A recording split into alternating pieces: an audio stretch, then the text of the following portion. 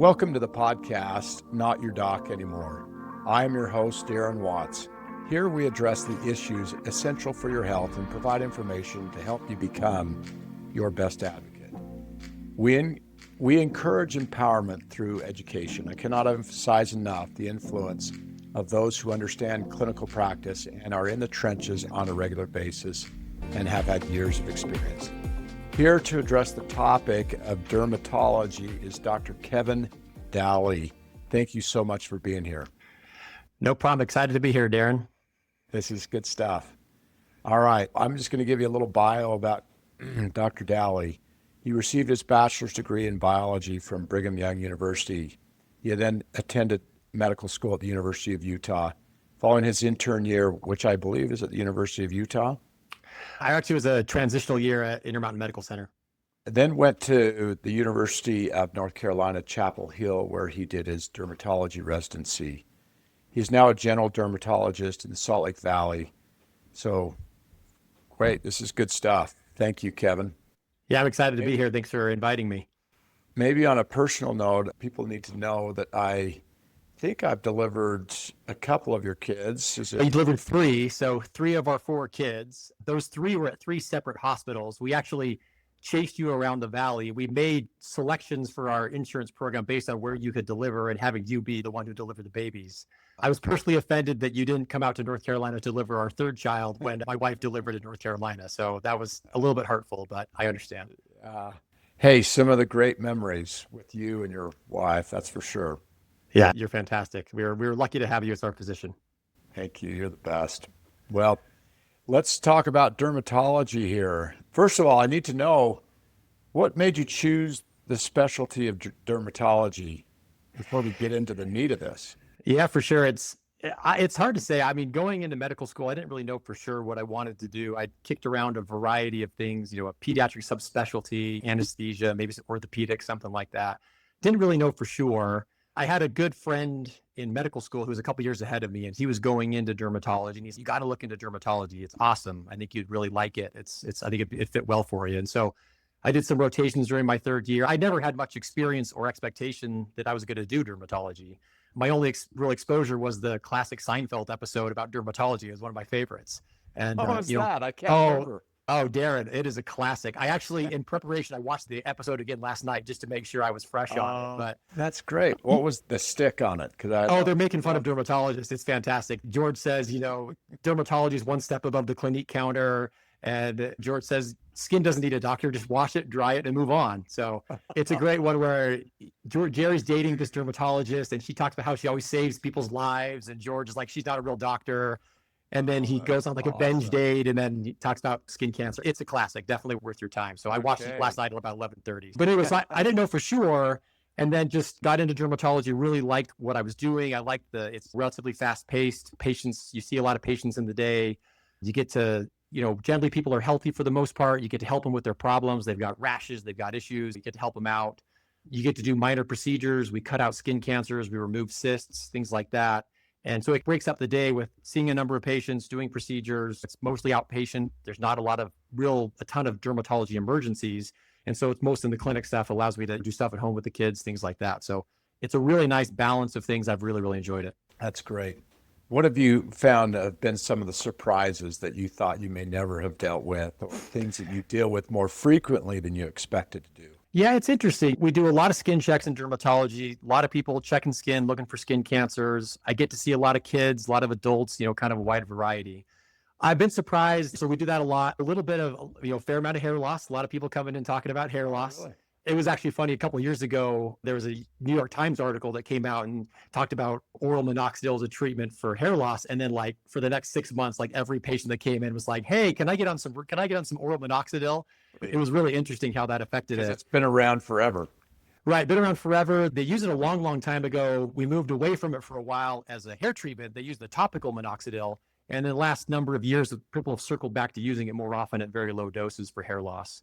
It's interesting to see a fair amount of some psych for sure, where mental health manifests on the skin quite a bit. People with some anxiety or stresses in their life can really manifest with issues on their skin. So we see that a bunch. I've been surprised how many times I've diagnosed breast cancer, surprisingly enough. I wasn't expecting that. I've had 4 or 5 cases of patients where I biopsied skin and found breast cancer. That's been kind of a surprise for me. That's But kind of the skin changes that occur with some of the breast cancers. right, yeah. So people with non-healing sores on their chest or whatever, and just like, oh, hey, this is actually breast cancer or metastatic breast cancer somewhere else in the body. We've seen it in other areas. Yeah, I've seen some really surprising, crazy things for sure. So I don't know. I think it's been kind of what I've expected, but just lots of really interesting things for sure. That's great. I love that. Well, I think most people are interested in making sure that they don't have skin cancer. I don't know. I would assume that's a big part of what you do. Would you say? For sure. Yeah, sorry. Absolutely. I mean, that's a large part. The majority of the patients that I see each day is a skin check, right? Checking to see if anyone has, particular skin cancers, trying to catch things early, things like that. Yeah. Can you explain some of the different types of cancers there are and their prevalence? Because Absolutely. if I understand correctly, skin cancer is the number one cancer, correct? Absolutely. So, yeah, skin cancer is the most common type of cancer. Now, luckily, most of the skin cancers, if you get them, it's probably the best. If you're going to get a cancer, it's probably the best one to get because they generally don't shorten your life. And Yeah. the most common one is basal cell carcinoma. So it's hard to really get a good picture on prevalence because they don't really track basal cells and squamous cells. There's so many of them that like the cancer registries don't generally track them. They track melanomas, but they don't really track basal cells and squamous cells. I saw somewhere maybe 1 in 5 Americans will have basal cell carcinoma in their lifetime. So it's quite a few. So basal cell is the most common type of skin cancer. It's the least aggressive. They don't really go anywhere. They slowly get a little bit bigger as time goes on. They can invade into the skin. They can bleed. They can weep, things like that. Very rarely you can have metastatic basal cells, but that's quite rare. It's probably what we see the most is basal cell carcinomas. They generally look like kind of a pearly pink papule is what we generally say. So a pink bump on the skin, slowly getting a little bit larger, never heals, never goes away. They can start to bleed a little bit sometimes, but a slow growing bump that pops up on the skin. So that's the most common. Also, squamous cell carcinoma is the next most common. So second most common skin cancer is a squamous cell carcinoma. Those are similar to basal cells, generally don't go anywhere, slowly get a little bit larger. They can metastasize sometimes if you let them get really big. So if someone has a big squamous cell somewhere, or it's on the scalp or the nose or the ears or on the lip, those have a little bit of a higher chance, but still generally don't go anywhere when we catch them early. Similar thing, red bump popping up, sometimes hard a little bit. They can look sometimes like a cyst. I've had people come see me where they've gone to the urgent care and people try to pop them and drain them and there's nothing coming out of them. That sometimes could be like a squamous cell, like a firm bump on the skin. We see a fair amount of those. Those are commonly on sun-exposed areas, face, ear, lips, mouth, arms. Those are common areas for squamous cells. The next would be melanoma. So melanoma is the one that we obviously pay a lot of attention to, definitely are a more dangerous type of skin cancer. There's more data about those. I think I saw somewhere it said about 1 in 33 Caucasian patients will have a melanoma in their lifetime. So becoming, not super common, but becoming more of a problem as time goes on. Melanomas are tricky. They generally are going to be a darker mole. So a darker spot that pops up on the skin, a darker mole that's getting bigger and bigger as time goes on. We talk about the A, B, C, D, E's of melanoma. So A is asymmetry. One half is not the same as the other half. So kind of an irregular shape there. B is border, like an irregular scalloped border.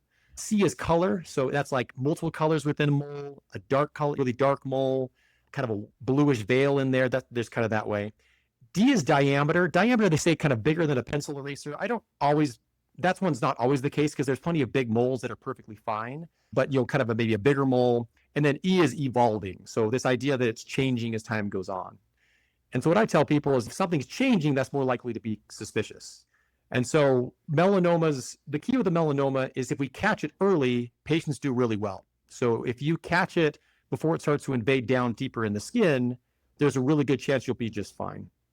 And the big kind of what we really look at is something called the Breslow depth. And what that is that's how far the melanoma has invaded down into the skin and invaded down below the epidermis. And so if your melanoma is less than 0.8 millimeters deep, it's considered a stage 1 melanoma. And those have a very low risk of spreading anywhere. But the deeper it invades down, the higher chance you have that it could spread somewhere else in the body. And that's where we run into those problems of people with metastatic melanoma. You have people that come see us and who die 3 months later or whatever because they've just had a really aggressive melanoma. Those are the 3 most common ones. There's a few others. Merkel cell carcinoma is a much less common one. That's what Jimmy Buffett died from, was Merkel cell carcinoma. That's much less common, a little bit more aggressive. It's really basal cell, squamous cell, melanoma are the big ones. Okay, that's great. Okay, so real quick just to back up a few questions on Sure. the melanomas. You said 1 in 33 in Caucasians. Does that increase in different ethnicities? So do you have a higher chance if you're in a different ethnic background? Yeah, I mean, that plays a big role in it, right? So Caucasian patients, I think, have a higher risk of melanoma, fairer complexion, so less, melanin in your skin. African American patients in general have a lower risk of melanoma. Okay. If an African American patient does get a melanoma, it's more likely to be on the hands and the feet, interestingly enough. So much more common in the acral areas, so hands and feet. Most common location for a female to get a melanoma is on the legs, interestingly enough, and then for men is on the back. So those are kind of the more common locations to get melanoma. Yes, it depends. So genetics plays a big role in this. Family history of melanomas can be a predictor or a risk factor for getting a melanoma yourself. But yeah, those are definitely different, ethnic groups can have different prevalences and risks and things like that. Okay. And do you actually take care of the melanomas, or those tend to be treated by more specialists? What happens there? Yeah, good question. So it depends on the stage of the melanoma and the depth of the melanoma. So where the current guidelines are is that if it's a stage 1A, so if there's no ulceration and it's 0.8 millimeters deep or less, we consider it a stage 1A melanoma. And the standard of care to treat that melanoma is just to excise it. So basically we need to cut it out. For that stage, you'll do a 1 centimeter margin all the way around it, and then you want to get down to the fascia to take it out completely. And so dermatologists will remove melanoma in situ, which is the stage 0, and then thin melanomas. If you get past 0.1, then you jump into stage 1B, and then you have to have that discussion about whether or not to do a sentinel lymph node biopsy. So melanomas spread through the lymph nodes. And so the idea is that if it gets deeper, there's a higher chance it could spread to the lymph nodes. And so a surgical oncologist will discuss the risks and benefits of a sentinel lymph node biopsy, where they will take a sample from the lymph node where it drains and see if there's any melanoma there.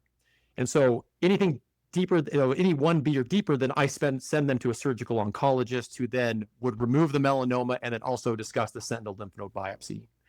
And then obviously for much deeper melanomas, you're talking with medical oncology about things like chemo and the immunotherapy with the new medicines that we have. That's a different discussion than what I do. So I do thin melanomas, melanoma in situ. Deeper stuff we'll send to the surgical oncologists.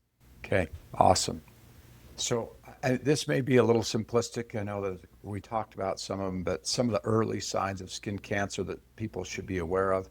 I think you mentioned some of those. Maybe let's just re-emphasize some of those. For sure. So something for basal cells and squamous cells are generally more of a pink bump. So a pink spot, red spot on the skin. You're looking for something that doesn't heal. So I always tell people acne bumps come and go. A bump pops up, sticks around for a month or so, goes away. That's less likely to be anything problematic. Generally, a skin cancer is going to be something that pops up and sticks around. So it's there for a couple of months. It's not going away. It's not healing. It's always red, weepy, draidy, things like that. And so if you notice something like that, something you want to pay attention to, a bump that's not going away within a couple months, excuse me. For a melanoma, it's generally going to be more of like a darker mole. So it's like a new mole that pops up, a really dark mole, a dark spot on the skin that wasn't there before. People can have weird looking moles that they've had forever and they don't change, and that's fine. But it's more of something new, something changing. And what I usually tell people is that dangerous moles and skin cancers keep changing. They get bigger, they get darker, they change colors, things like that. That's not always the case, but that's kind of what I try to tell people is watch out for things that are changing. And so that's kind of the main thing. So darker mole, changing colors, irregular borders, kind of the ABCDEs that we talked about. Okay, great. Are there certain risk factors that increase the likelihood of developing some of these types of cancers? One of the biggest one of which is probably your own individual sun exposure. And so we know that the sun causes skin cancer. The sun causes mutations within the DNA that can lead to skin cancer. And so doing your best with sun protection is the most important thing that you can do, because we do know the sun is one of the big causes for that. There are other risk factors as well, certainly fairer complexion, right? So in Utah, we have a lot of skin cancer in Utah, a lot of people with Northern European ancestry, people with family that came from Scotland or Scandinavia, things like that. And so those genetics play a big role in it. Your fair complexion, family history is a big risk factor for sure. So if you have a family history of melanoma, you have a much higher risk of melanoma yourself. Other potential risk factors, tanning bed use. So tanning beds really can increase risk of skin cancer, melanoma, things like that. So we really try to recommend avoiding tanning beds, especially in younger ages. A lot of the damage is done when you're younger. Is that because of the UV rays in a tanning bed? For sure. Yeah. So you get a mixture of UVA and UVB in the tanning beds, and it's a higher the intensity that you're at. And so tanning beds, as I was looking through stuff, they talk about tanning beds as being like an equivalent in danger as like smoking, right? It's known to cause skin cancer. So we definitely really recommend not using tanning beds. Okay, interesting. So we have in our neighborhood a dermatologist that cruises around the street with this massive wide brim hat. I think he's got a shield on his nose and just fully white zinc oxide out. Should all of us be doing that? The answer is probably yes, but no one really does that. And I'm realistic when it comes to stuff like this. So here's the thing. The sun is the big risk factor. Trying to protect yourself as best you can really reduce the risk of that. I understand where you come from, because when you cut out skin cancers all day long, right? So I've cut out who knows how many skin cancers on forearms and biopsied so many skin cancers on faces and things like that. It's like the orthopedist who won't let his kids jump on the trampoline, or like the eye doctor who always makes their kid wear protective goggles or whatever it is. It's kind of what you see all the time is what you want to do. And so the short answer is yes, we should all do that, but that's not realistic, right? People aren't going to do that. And so what I tell people is do the best you can, try to protect yourself, still have fun, still do fun things, but the better you protect yourself, the better you reduce your risk of having any issues with skin cancers. And so when I'm out about, I wear lots of long sleeve shirts, I wear hats, things like that, because it's just, you see it all day long. And it's like, how do I not protect myself when that's what I see all day long? Yeah. My wife got mad at me when our kids were quite young. I had a family home evening where we taught about sexually transmitted diseases. I was going to ask what the OB does. I didn't know if I could ask that question, but that's what I wanted to know. What does the OB do in their family? I think my kids were like 12, 9, and they're all like, wide mouth, like, what is happening here? When you see that at work, it's like, how do you not bring that up? It's like, I see where you're coming from. I completely understand. So true. All right. Well, how important is it to use sunscreen daily? And are there like ingredients that we should look for or we should avoid? Yeah, good question. It's a good question. A lot of the questions that people have when I see them in clinic is about sunscreens, and there's been a lot of questions about sunscreens lately. Ideally, you do want to protect yourself as best you can, right? So they did a study a long time ago back in Australia, and they basically showed that they randomized groups to using kind of sunscreen when they wanted, and then sunscreen on like a concerted effort where you're using it, every day. And it showed that you reduce the risk of squamous cell carcinoma. It was trending towards reducing risk of melanoma. So it really does seem like it makes a big difference to health. And so what I tell people, do your best everyday use. People often use a moisturizer with sunscreen in it. That's great. If you're going to be out and about at the park, you're going to be out for a while, definitely get some sunscreen on. I think if you do it as a daily basis thing, it really can make a difference. Now, people always say, well, what sunscreen should I use? And for me, it's more about the ingredients than it is necessarily about the brand that you use. So there's two main types of sunscreens. There's chemical blockers and physical blockers, or mineral sunscreens, right? So your physical blockers are zinc oxide and titanium dioxide, okay? Those, and specifically the zinc oxide, does a better job of covering both UVB and a little bit of UVA. So it's more of a broad spectrum sunscreen. That's what I really recommend for people, is to use the physical blockers. The benefit as well is that you don't absorb them. They go on the skin, you don't absorb them. And so you're not really absorbing those types of chemicals into the body when you use them. The other class is the chemical sunscreens, right? So that's your octixinates and octixalates and anything that ends in -one and -ate when you're looking at the ingredients. And those, the way that they work is you absorb the light and then scatter it. And so you do actually absorb those into the skin. And so a big controversy, what we've heard about a lot from people, is they say, well, should I using these chemical sunscreens, do you absorb them? Is that causing damage? And people say, oh, sunscreen's causing cancer, right?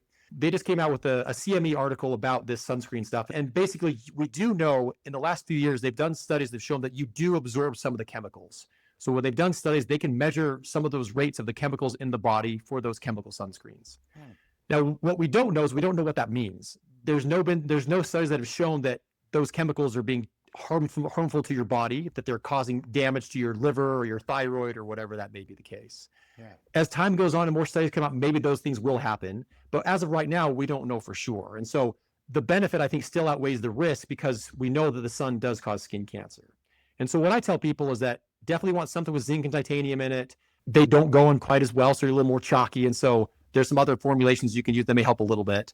Any sunscreen's better than nothing. I also really recommend, sun protective clothing. So lightweight, long sleeve things, stuff like that. They really can, make a difference. And then you don't have to worry about reapplying everything. Yeah, that's good. All right. Can you discuss the balance between getting enough sunlight for vitamin D and minimizing your skin cancer risk? For sure. That's a good question. People often ask about vitamin D. So they did a study where they looked at this, and with the way that people use sunscreen, you're probably still getting enough vitamin D just with your regular sunscreen use. So most people are not putting on enough sunscreen, and they're not putting it off as often as you need to. And so even if you're putting on sunscreen on a pretty regular basis, you're still getting some sun and probably getting enough vitamin D. It's really interesting. The studies that they do for SPF, it's a huge amount of sunscreen that they put on to test the skin. It's like a shot glass worth of sunscreen. No one really uses as much sunscreen as they use for the studies. And so you're probably not getting as much protection as you think you are because you're not using as what they used when they did the studies. And so you are probably getting a little bit of that. You don't get it quite, because you're not putting it on as well as you should or as you could, you're getting some vitamin D. So the studies have never really shown that it's associated with it. Now, if you were really, really vigilant and you never were in the sun, there certainly is a chance you could have some lower vitamin D. There's other ways to get vitamin D, right? So you can definitely do it through your diet, supplements, things like that. And so I think it's still worthwhile to wear it regularly because it does help protect from the sun. I think you still get enough vitamin D based on imperfect use. And there's other ways to supplement as well. Yeah. Okay. So just getting back to a little bit of the sunscreen, the SPF 15, like 8, 15, 30, 50, what is the actual number and what should we be thinking about? Yeah, good question. So if you remember what SPF truly, it's a proportion. So if you got a sunburn with nothing on, you're 30 times more protected. If you had SPF 30, you're 30 times more protected. It's a ratio, if that makes sense. And so if you remember, SPF really is looking at UV protection. It's specifically, so it's the amount of UV protection that you're getting. It's not really any visible light protection. So SPF 30, so what I always tell people, I like at least SPF 30. I like SPF 50 better.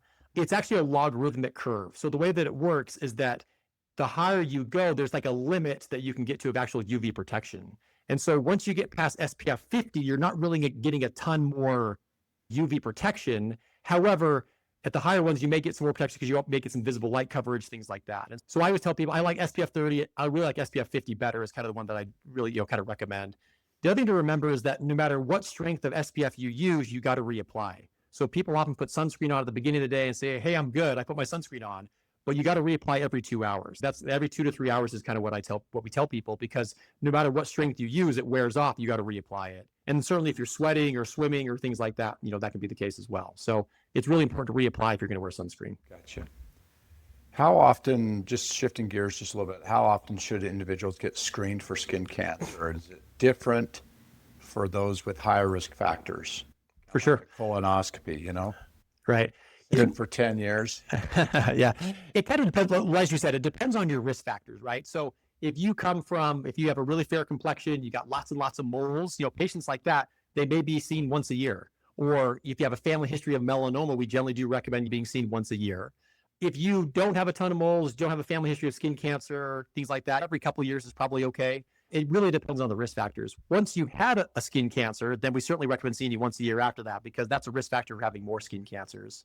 Strong family history definitely is one that will make it so we recommend seeing you at least once a year. Your own history of melanoma for sure.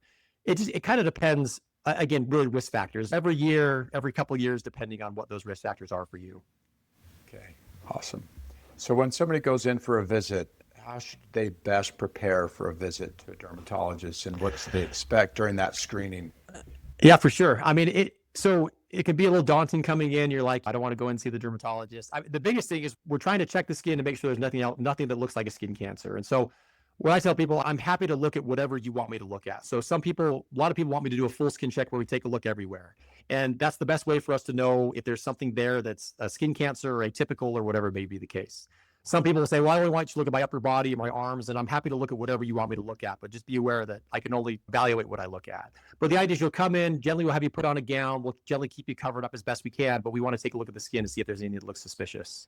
Sure. And then obviously there's other concerns. We talk about Yatsa skin check, we talk about other concerns like acne and rashes and things like that. That's also can be part of the visit as well. Gotcha. There's a lot of information about skincare on social media.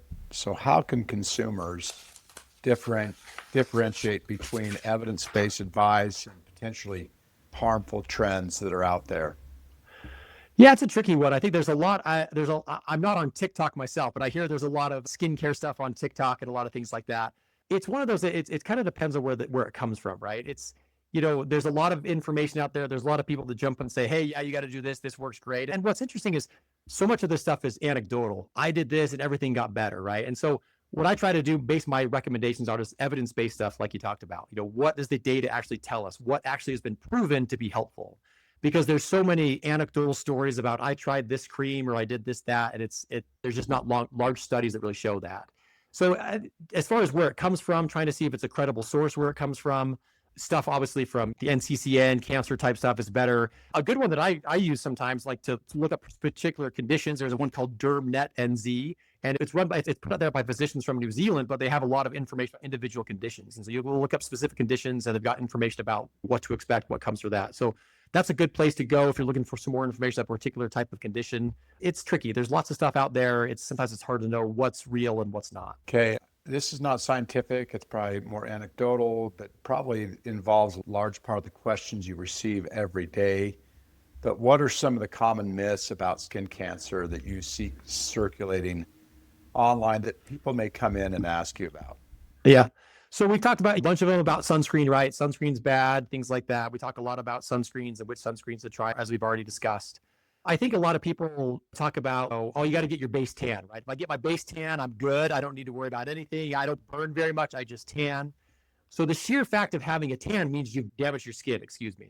So the idea is that what a tan is, that your body senses it's had sun damage. It creates pigment or causes melanin into the skin to protect you from further damage. And so just having a tan means you've had some sun damage. And so that's why when people say, well, I don't ever burn, I'm fine, I'm not going to get skin cancer, I just get a tan, that is damage in and of itself. And so that's one that we try to talk about. Tanning beds are fine. We never say tanning beds are great. We definitely don't feel great about those, and definitely don't recommend using any tanning beds. I think sometimes people say, oh, I got darker skin, I'm not going to get a skin cancer. We talked a little bit about that. People with darker skin pigments can still get skin cancer. It's kind of that idea. And the problem is, in our society, very much being tan is equated with being healthy, right? It's like, I got a nice tan, I'm healthy, I look great. I kind of joke with my patients that pale is the new tan, right? You got to try to change their mentality a bit. But yeah, they don't always believe that. But yeah, those are some of the things we run into, at least with respect to skin cancer. Gosh, I never really understood that concept that by tanning, you actually are damaging your skin. Yeah, your sun is recommending, saying, hey, I've gotten some sun damage, I've got to protect myself. And so you produce more melanin in the skin to protect your skin. Those keratinocytes are trying to protect you from further damage. And so we see some people that come see me that are just leathery, right? They just look like a piece of leather. And then what I try to tell people is that not only does the sun cause skin cancer, but it also causes brown spots, it causes wrinkles, it causes leathery skin. It does all sorts of things to your skin. And so if you really want to protect your skin and want to look good as you get older, really protect yourself from the sun, because the sun is one of the big proponents that causes skin aging. It's those UVA rays that really do that. Okay. As you may know, I am running for mayor of our city. Absolutely. So this may be a little bit of a selfish question, but how can individuals advocate for better skin health education in their communities? Yeah, I think it's got to go to the schools. I think it's got to start with younger kids. I think about myself growing up. I mean, I don't ever really remember putting on sunscreen. Like, I don't ever remember my mom being like, okay, now everybody get your sunscreen on before you go out. Like, I'm sure we did, but I don't really remember that as being part of what we did. And so I think we're much better now about trying to protect our kids. And I think it starts with the youth. A lot of the damage is done when you're younger, and then can continue as you get older. And so I think getting into the schools, having opportunities to teach kids about sunscreen and about protecting themselves from the sun. Australia does a really good job of this. They do a really, really good job with public health on trying to get people to know wearing hats, protecting yourself from the sun, sunscreen available in lots of places. And so that's kind of the stuff that I think makes the biggest difference, is moving forward with the younger generation of trying to protect them as they get older, because so much of that damage is done when you're young. That's great. So does Australia therefore have a lower incidence of skin cancer? They're really high. They're like us. So they are quite high. They're better. They've done studies to show they've seen some improvement with the public health stuff that they've done, but they have a really high rate of skin cancer there. What's interesting, and I didn't mention this earlier, but Utah has a really high rate of skin cancer. There's varying statistics, but we have the highest rate of melanoma in the country. We're number one. Oh. And so it's one of those things that we actually have quite a bit of skin cancer in Utah. That's crazy. Yeah. All right. How can diet or lifestyle changes, we talked about sunscreen, but other lifestyle changes significantly impact skin health and cancer risk? Yeah, I think for sure. I think diet's a really big question. So there's a lot of studies going into obviously the gut microbiome with diet, but then also like the skin microbiome. There's a whole, we're covered in bacteria, right? Our whole bodies are covered in bacteria and yeast and everything like that. So there's a lot of studies that are going into looking at that skin microbiome and how does those things get affected. A lot of the data, the studies are not really out there yet, but they're ongoing. I think more information will really come out in the next few years about what we really need to think about. As far as diet goes, diet can play a big role in health, but I think a lot of it's just really, really not well characterized. People always ask me, does diet cause it make my acne worse? Or what foods should I be eating or not eating? And the problem is the studies have not really shown definitive evidence that particular foods do it. Now, I think there's more recent studies that have shown that maybe it does, and I think more studies are needed, as we said before, but it's not really clear. And so what I tell people, lifestyle changes, certainly protecting yourself from the sun. We've already talked about that, sun protective clothing, things like that. Diet's probably not as much for skin cancer, but certainly for other rashes. We have people that come and say, I changed my diet and my psoriasis all got better, or my eczema got better. And that stuff I think certainly can happen. I think that the data is not there yet for me to recommend to everybody, eat this diet or do this thing or do whatever. But I think more things will be coming as time goes on and more information will be shed based on those studies. That's great. This wasn't a question I had given you before, but as you talked about the skin microbiome, I think most of us perceive that we are sterile. In other words, no bacteria or anywhere on our skin or no yeast or anything like that.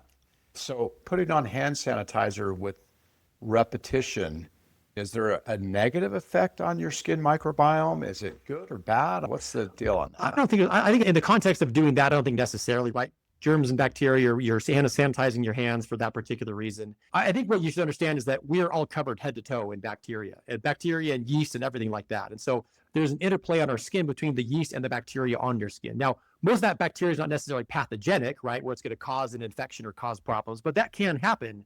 And we see that with people who get recurrent infections where they may be colonized with staph on their skin and specifically staph inside their nose. And so they have maybe a more pathogenic version of staph in their nose, and then they touch their arm, they touch a sore, they touch a leg, and then they get an infection. And so that can happen sometimes. But I think there's a big interplay. I think there's a lot more that needs to be really elucidated about the microbiome, the skin microbiome, how those things work, and how it works with our overall health. I think there's a lot of interesting stuff that's happening right now. Okay, good. Are there any emerging treatments or technologies in dermatology that you find promising for early detection or treatment of skin cancer? Yeah, good question. So there's been a real big change in the treatment of our melanoma. So about 5-10 years ago, they developed a new class of medicine called a PD-1 inhibitor. And basically it's the medicine pembrolizumab. And what this is, it's a new class of medicine that was developed for treatment of melanoma. It's really revolutionized how we treat metastatic melanoma. It's really made a huge difference on cure rates and really improving survival for those who have, stage 4 metastatic melanoma. And what's been really interesting is that they now use it for like tons of different types of cancer. So I was looking at Hippocrates yesterday and I was scrolling through it, and it was originally approved, I think, for for lung cancer and melanoma. And now there's like 20 different cancers that they use it for. So it's been used for lots and lots of different types of cancers. So that's a really good one for aggressive melanomas. We use that on those who have a melanoma that maybe has metastasized somewhere or spread to a lymph node. It's really improved survival significantly for those. Now, still not great. Still, a lot of people are dying from stage 4 melanoma, but it's really improved things. As far as early detection, I think the question is always, how is AI going to play in this? And I think we don't really know yet. There's this idea, is AI going to take a picture of you and scan all your moles and evaluate them? And that may be, coming down the pipeline at some point. Certainly that technology is not here right now, but certainly there may be something like that in the future of some form of computer technology that's evaluating lesions, things like that. And so I think that'll be interesting to see what happens in the next 10 or 15 years to see how those things change. But we have lots of better treatments for skin cancer. Those PD-1 inhibitors can also be used for squamous cell carcinomas as well, which has been great. So there's a few more options for sure. What's the mechanism of action of a PD-1? What does PD stand for? So I can't remember off the top of my head. It's PD-1. It's just this particular ligand that's blocked. And so you improve the immune response within the body to attack the cancer is basically what you're doing. Okay. And so it's used for most patients now are getting PD-1 inhibitors. If you have a more distant melanoma, you are getting some version of a PD-1 inhibitor for the most part, unless you can't tolerate it or other things. But it's really helped significantly to improve survival with melanoma. That's amazing. That's so cool. Could you share any memorable experiences that you have without really disclosing, obviously, any patient privacy that emphasize the importance of early detection and treatment of skin issues? Yeah, I think it's always, as with any cancer, the earlier you catch it, the better you do. That's kind of the biggest thing. And so I think in particular, this is more a patient that I saw, and he had been seen by his primary care a couple of years before and had a weird looking mole on his arm. And his primary care said, hey, you need to get in to see a dermatologist. You got to get this checked out. And he's like, oh, I'll get it checked out. I'll do whatever. I'll get it taken care of. And he never ended up going in to have it checked out. He came and saw me about 3 years later, and he had a massive, like, this huge area of a metastasis on his back, had a huge cutaneous metastasis on his back. And basically the lesion it was a melanoma on his arm, and then it started metastasizing throughout the rest of his body. And what's interesting is that with melanoma, one of the curious things about melanoma is it can regress. And so what that means is that you have a dark melanoma on your arm, and then as time goes on, as it's there, the pigment can actually go away from it and can actually regress, and you can actually get lighter as time goes on. And so his melanoma on his arm that he still had was a lot lighter in the center part and other areas. And so the story there is that if he would have gone in early, he probably would have been okay. He would have been able to catch it early, cut it out, remove it, things like that. But because he didn't come in, it ended up being a significantly bigger problem with metastatic melanoma, things like that. Early detection and other things. I mean, we've diagnosed dermatomyositis, which is an autoimmune condition based solely on redness around fingernails. There's certain signs and symptoms that we learn that you look for that can really help to diagnose other particular things. But the big thing is trying to catch things early. I had another guy who had just a bunch of bumps all over his body, and some had thought that maybe they were just cysts, but they didn't feel right for a cyst. Cysts are mobile. They move around. You can kind of move them. And these were rock hard, and he ended up having lymphoma kind of all throughout his body based on these bumps that he had. And so it's interesting. We see a lot of what dermatology is pretty straightforward stuff. Any advice you would give someone who's just discovered an unusual spot on their skin, maybe feeling a little anxious? Do you feel like our family medicine physicians are addressing those concerns mainly? Has that been a good thing? Where exactly do they fall into that whole kind of evaluation? Yeah, for sure. It's a very stressful thing, right? So if you find a new spot on it, you find a new bump or a new mole or something like that, can be very, very stressful. And then, of course, unfortunately, it can take a while to get in. Lots of dermatologists are scheduled out quite a bit. I think we need more dermatologists to be able to see patients. And so that can be very, very stressful. What I try to tell people is, generally things are relatively slow growing. So most skin cancers do not grow very rapidly. And so if it takes a couple weeks or a month or so, it's probably not going to change things a ton. Now, there are, of course, exceptions to every rule of that. But it's one of those that it's important to try to get in if you can. Certainly getting into your primary care can be helpful. Unfortunately, I think back to my own training. I got a week of dermatology during my med school training. And then I know family practice or general other urgent care may get maybe a month of training. So they really don't have the same level of expertise that we have, that's just how it goes. That's part of the training, right? And they can definitely help out, but sometimes they may not necessarily feel comfortable saying this is benign versus this is not. And so we try to get people in. It's hard. We try to provide opportunities to get people in so that we can see them and take a closer look at what they have. So try to get in to see your dermatologist. A lot of times we'll have, I have cancellation lists and stuff where we try to get people in sooner if we can, if they're really worried about something. But those are kind of the things we think about. I think family practice do a great job. I think they can help facilitate getting you in to see somebody if they don't feel comfortable making a decision about something. That's great. Awesome. I've known you for a long time. Knew you as a medical student. There's just amazing things that occur as you take care of patients. So during this segment, I refer to it as the Delta segment because we are human. But how has being involved with patient care and taking care of patients in your dermatology clinic changed you? Yeah, that's a great question. I think we see so many patients each day and you have so many interactions with people. And I think you get a sense of empathy at times just for how hard some people have it, how hard things can be. I mean, you always complain about your own challenges and my life's so hard or things are so unfair.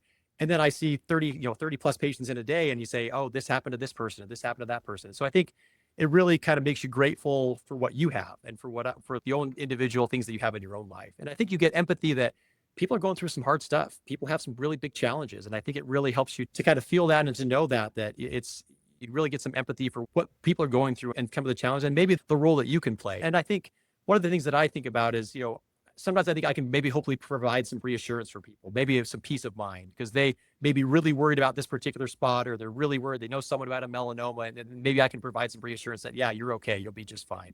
And that's what I try to do a lot of, is just kind of reassurance that you're doing great, you're doing awesome, you'll be just fine, nothing to worry about, stuff like that. So I think that's kind of a big one for sure, is just that you're kind of grateful for what you have and realize that people are going through a lot of stuff. Yeah, and it's made you a little more empathic is what you're saying. For sure.